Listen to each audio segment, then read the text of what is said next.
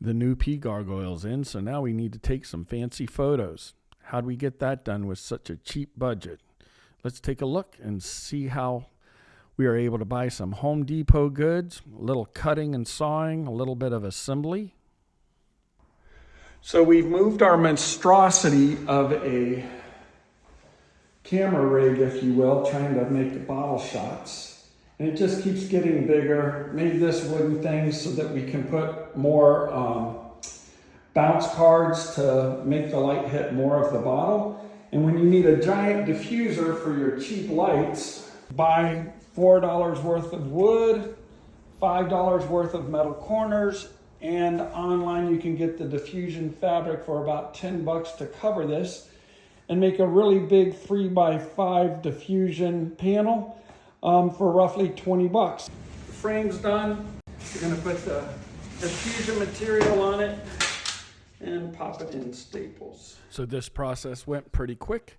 We were able to staple it, pull the material tight, and cut it off. All right, one diffusion screen, actually pretty tight. Looks good, I think it's gonna work well. We keep building the monstrosity out of a $35 TikTok purchase. So this little spinny thing here, we keep adding stuff to get the lighting just right. A little recommendation if you're working on stuff like this or anything, this is house sealing tape, stuff that they use to seal a house before or while it's under construction. It's 4 inches wide, incredibly strong, and not very expensive. So I prefer this over duct tape. When you pull it out, it actually doesn't leave too many marks or anything. But I'm going to use it to secure another one of these big panels on here that gives us just the right reflection for the bottle. Kind of highlights the edges of it. So been using basically this corrugated plastic, which people use for yard signs.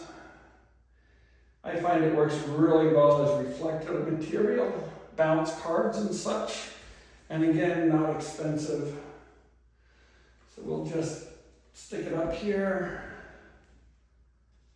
secure it in place. And we'll take a look, see what that does. So let's chase this camera as it spins around here and try to catch it. All right, so as you look at that bottle in there, you can see the little reflections on the side, everything kind of coming through, and we should end up with a really pretty rotating bottle shot. We're all set up now for the spinny bottle shots. So let's hit record, which it's actually been doing. So we'll do that again. Give it a push.